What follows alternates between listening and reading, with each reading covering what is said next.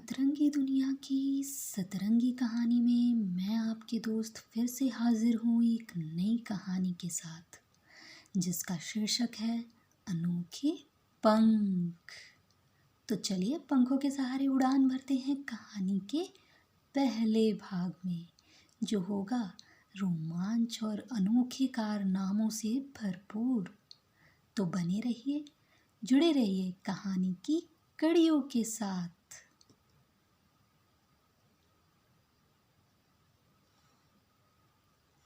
दो राज्य थे।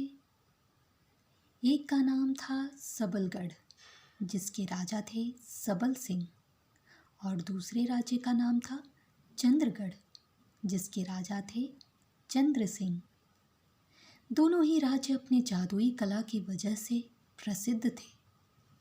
जादुई राज्य होने के बावजूद दोनों ही राज्यों में शांति और सुकून का माहौल था, क्योंकि वहाँ जादू करने के दायरे सीमित थे, जिसके तहत कुछ नियम और कानून बनाए गए थे, और सभी वहाँ दोनों राज्यों के राजा का सम्मान करते हुए सारे नियम और कानून का पालन भी करते थे।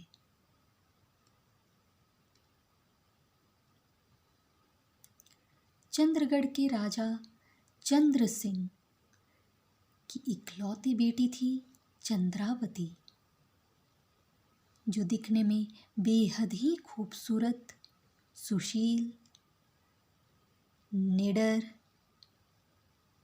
और जादुई कला में वो अपने राज्य की सबसे निपुण कलाकार थी। इन सारे अच्छे गुणों के कारण राजा चंद्र सिंह अपनी बेटी चंद्रावती से बेहद प्यार करते थे। वो अपनी बेटी से इतने प्रभावित थे कि उन्होंने चंद्रावती को अपने राजकाज की बागडोर उसके हाथों में सौंप रखी थी। चंद्रावती के गुणों के चर्चे न सिर्फ चंद्रगढ़ में थे, बल्कि बाकी राज्यों में भी सभी उसके गुणों से प्रभावित थे, जिसकी वजह से कई राजा और राजकुमारों के विवाह प्रस्ताव राजा चंद्र सिंह के पास आने शुरू हो गए, जिससे राजा चंद्र सिंह ने महसूस किया कि अब उनकी बेटी चंद्रावती विवाह योग्य हो चुकी है। पर वे चाहते थे कि उनकी बेटी का विवाह सुयोग्य वर से ही हो, जो चंद्रावती से भी अधिक गुणी हो।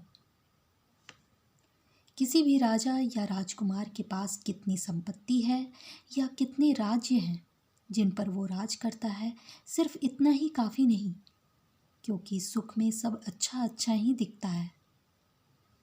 दुख के समय ही असली गुणों की पहचान होती है।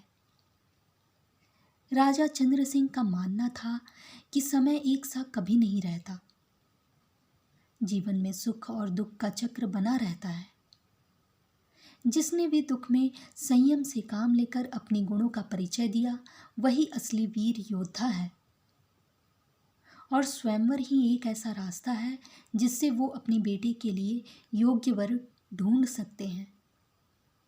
ऐसा मन में विचार आते ही राजा चंद्र सिंह ने तुरंत ही अपने राजगुरु सुमंत से परामर्श लिया। राजा चंद्र सिंह के विचार जानकर राजगुरु सुमंत ने सहमति जताई और राजा को स्वयंवर की शुभ मुहूर्त बताकर सभी राज्य के राजा और राजकुमारों के यहाँ संदेशा भिजवाने को कहा। पर राजा ने राजगुरु को अपने मन की बात बताई कि वे कुछ शर्तों और नियमों के साथ स्वयंवर में आए सारे राज्य के राजा और राजकुमारों की परीक्षा लेना चाहते हैं, और जो भी उस परीक्षा में पास होगा उसी से मैं अपनी बेटी चंद्रावती का विवाह कर दूंगा।